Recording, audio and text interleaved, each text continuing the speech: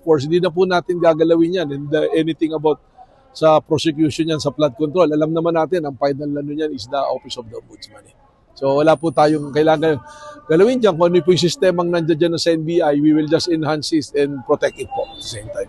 Ano pong specific na instructions, sir?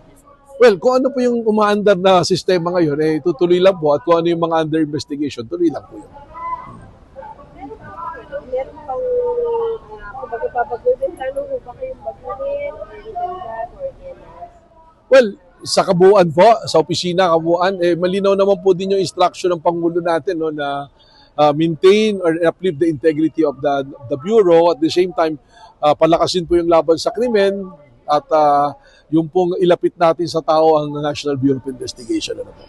Ano na next batch po na, may next batch po pa nakaschedule na isasampa sa DOJ na flood control cases? At ano po yung Hindi ko pa po nakikita ngayon. Basta alam ko po, there is an ongoing na mga investigation, case build-up, preparation po kung ano man yung ibinreklamo.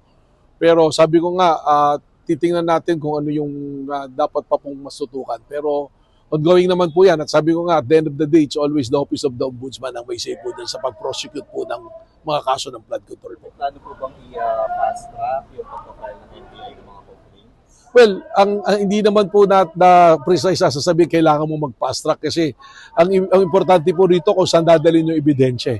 Kailangan po pag ipinail mo yung kaso, matibay. At alam naman po natin, naglabas nga ng memorandum si Ombudsman na Boying Rimulya na yung reasonable certainty of conviction. So, ibig sabihin po, dapat matibay yung isasampa kong kaso.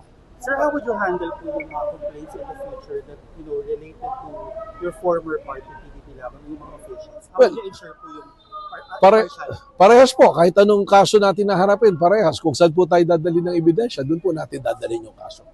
And ang sagot po dyan, pagka meron pong issue ng mga ganyan, is the transparency. So habang nag-investigate po tayo, we'll be very, very transparent para po walang pag-iisip ang ating publiko na meron tayong pinapanigan po. So yung instruction sa reasonable certainty of conviction, bali implement rin ng NBI down the line? Hindi po, hindi naman po sa amin yun. Yun po ay sa ano po yan sa DOJ, sa prosecution. Kami po ay primary investigation. We will investigate po. We will will not leave any stone unturned. And we will be very, very fair po sa ating investigation.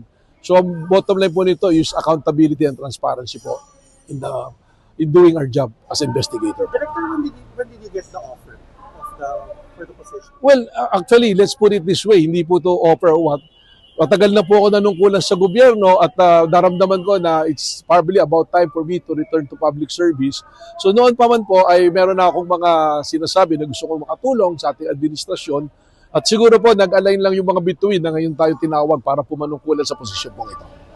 May mensahe ko ba, sir, kay Attorney Harry Roque, just in case hindi ba nakapag-mensahe? Well, alam niyo po, baka kasi ayun yung itanong dahil lang sabi niya gantimpala raw sa akin to. Ano po, simple lang po yung sa akin, hindi lang kay Attorney Harry Roque. Magkaibigan po kami niyan, magkasama kami sa kabinete noong dating Pangulong Duterte.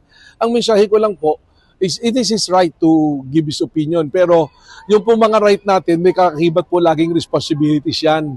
At yung po nga sinasabing gantimpala, pananaw po niya yun. Pero tayo po, baka tayo kaya natawag na manungkulan, nakita po yung track record natin sa panunungkulan. I think some of you knows already kung ano yung mga hinawakan kong posisyon. At kahit balikan natin yung mga ahensyang aking pinaglingkuran, nakita naman po kung anong ginawa po natin pag-ayos po sa mga ahensya na yun. Sir, just a follow-up. Yung sinasabi niyo pong conversation with the President or with the Marcos administration, did it happen before or after your JDC application for Ombudsman? Well, actually, just to be very honest, it's on record and you can check. Nung manalo po si Pangulong Bongbong Marcos, nag-apply na po ako for a position.